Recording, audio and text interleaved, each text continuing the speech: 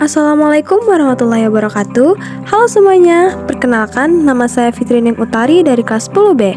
Pada kesempatan kali ini, saya ingin membahas mengenai aspek ekonomi dan hukum dari produk informatika.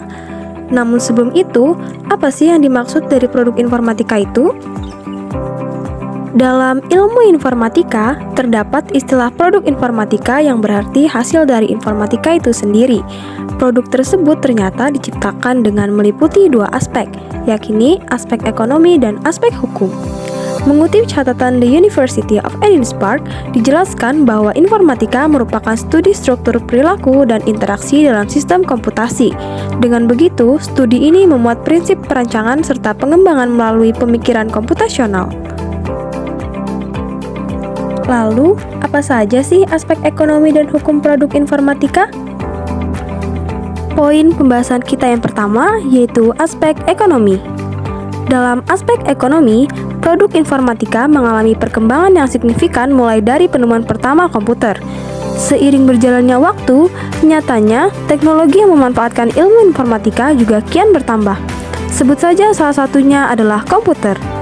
Produk ini awalnya diciptakan dengan berbagai macam kekurangan.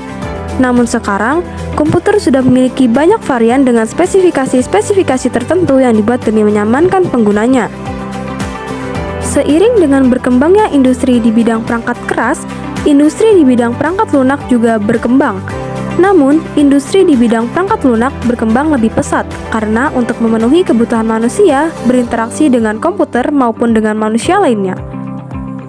Pertumbuhan yang pesat tersebut diakibatkan dari nilai tambah dan manfaat atau bisa disebut dengan value dari teknologi informasi terhadap seluruh aspek kehidupan manusia, dan kata hubungan yang dimungkinkan dengan teknologi informasi telah menjadi kebutuhan primer bagi sebagian besar manusia. Nilai valuasi atau harga dari suatu perusahaan rintisan dilihat dari value yang mereka berikan. Berbeda dengan bisnis pada umumnya yang melihat dari seberapa besar keuntungan yang mereka hasilkan pada suatu periode. Dan poin pembahasan kita yang kedua yaitu aspek hukum.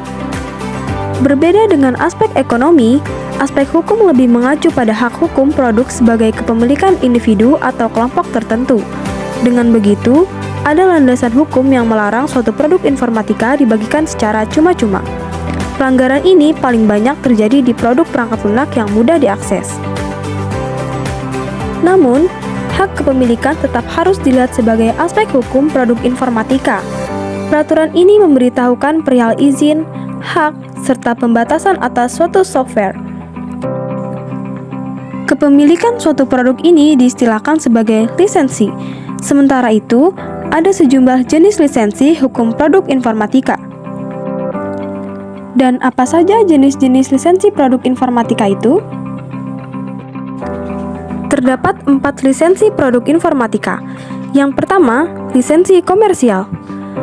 Lisensi komersial mengatur tentang kepemilikan suatu produk yang sifatnya mengikat. Pengguna hanya boleh menggunakan setelah membayar dan tidak boleh menyebarkannya secara sembarangan. Contohnya seperti sistem operasi dan berbagai aplikasi pengolah lainnya. Jenis lisensi yang kedua yaitu lisensi gratis. Pengaturan ini memperbolehkan orang-orang untuk memperoleh suatu produk secara gratis. Akan tetapi, tetap ada beberapa kebijakan lain yang biasanya harus dipegang teguh penggunanya. Contoh peraturannya adalah tidak membagikannya ke orang lain dan jika ingin memperolehnya harus lewat sumber pertama. Jenis lisensi yang ketiga yaitu lisensi umum. Berbeda dari dua lisensi sebelumnya, lisensi ini lebih bersifat terbuka lantaran siapapun boleh mengakses, mengedit, mengubah, dan menyebarkannya ke orang lain. Dan jenis lisensi produk informatika yang terakhir yaitu lisensi domain publik. Pada lisensi ini, pembuat produk memang sengaja memberikan produknya kepada orang-orang. Hampir sama dengan lisensi umum, orang bebas menyebarkan dan menggunakan produk tersebut. Pada intinya, lisensi domain publik tidak mengatur pada kepemilikan suatu produk yang sifatnya mengikat. Demikian berakhirlah pembahasan yang dapat saya sampaikan mengenai aspek ekonomi dan hukum terkait produk informatika. Saya selaku pemateri meminta maaf apabila terdapat kesalahan. semoga pembahasan yang telah saya sampaikan dapat memberikan banyak manfaat. Terima kasih atas perhatiannya. Wassalamualaikum warahmatullahi wabarakatuh.